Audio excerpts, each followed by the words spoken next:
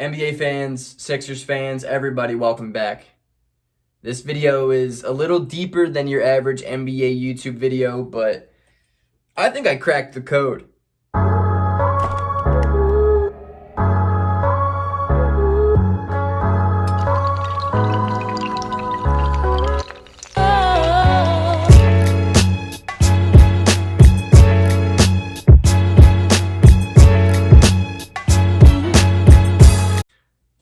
Look, I'm not breaking any new news when I'm telling you James Harden skipped training camp, doesn't want to be in Houston. He's being a little B-word about it. He's going to go drop $100,000 on Lil Baby, who is clearly making millions of dollars. And it's just like, what are you doing, buddy? You know? And that's not new. I'm not telling you new information. This has all been out in the media for the past couple of weeks. This is something that all NBA fans are aware of and know. But what I am telling you is deep down, it's not James Harden's fault. It's our fault. It's my fault. It's your fault. And why you may be asking that? That's the question of the day. NBA 2K YouTube is changing the way the real life NBA is headed. Now, if that made any sense, because I just said the word NBA 15 times, let me say it again. NBA 2K on YouTube, the channels like KOT4Q, Rusty Buckets, is changing the way the NBA is actually headed.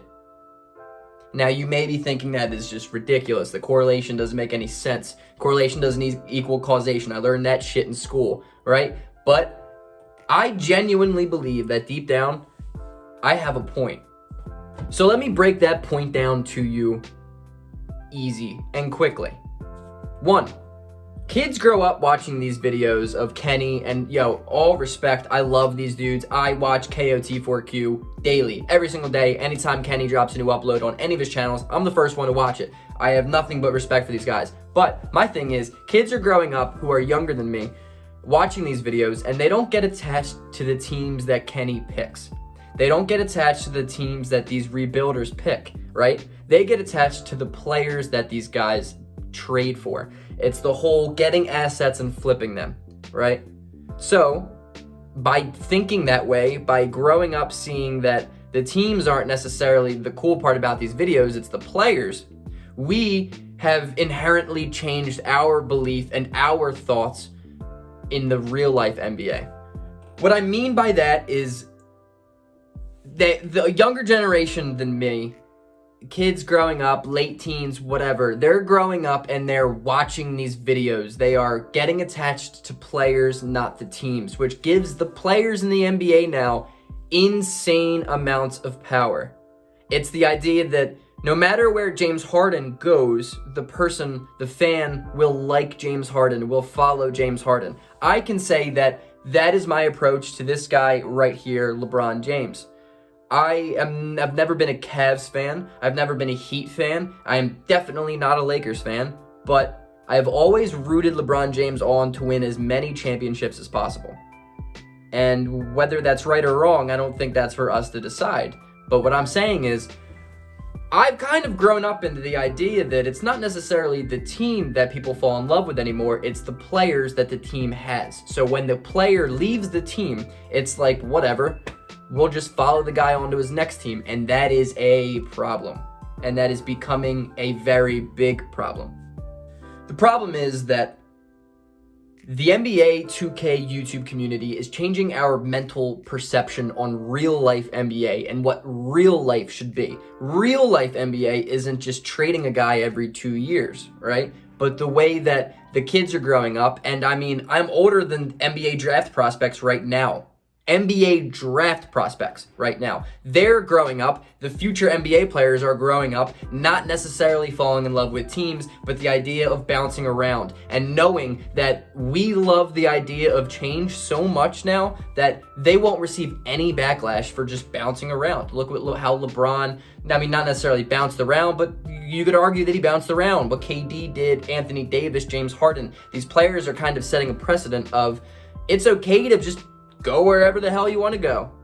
And NBA 2K YouTube is at sole responsibility for that. And it's really interesting to kind of think about it like that, because it's changing the psychology of these young kids' brains. And it's like, all right, it doesn't matter what team I end up on. I can bounce around, win here, win there, because people are so used to that just by watching YouTube, that the younger generations aren't getting attached to teams anymore. They're getting attached to players. Because if you remember any YouTube rebuild from, KOT4Q, you're not going to remember the damn team he picked. You're going to remember the players that he has on his team.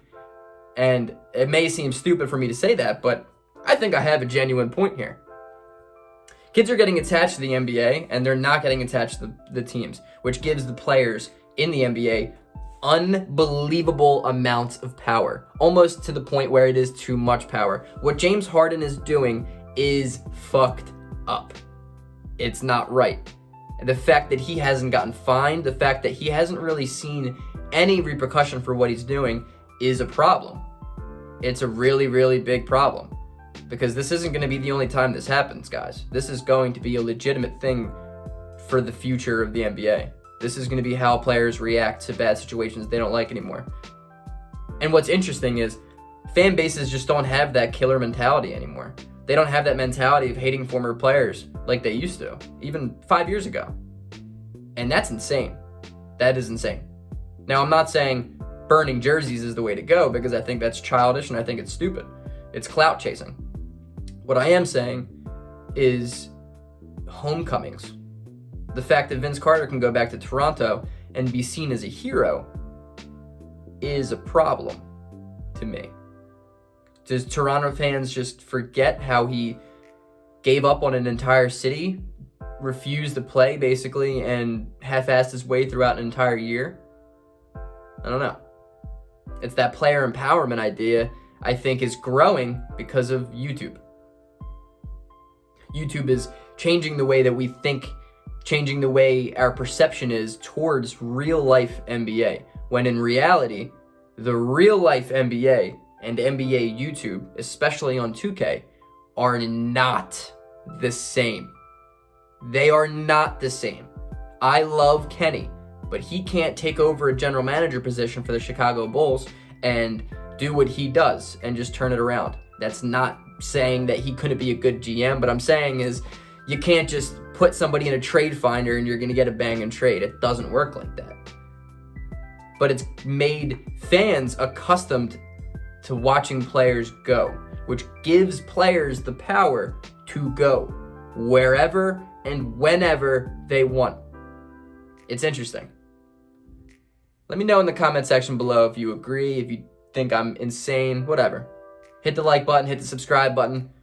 Hope to make more videos that you guys like. Peace out. And never forget, guys, go Sixers.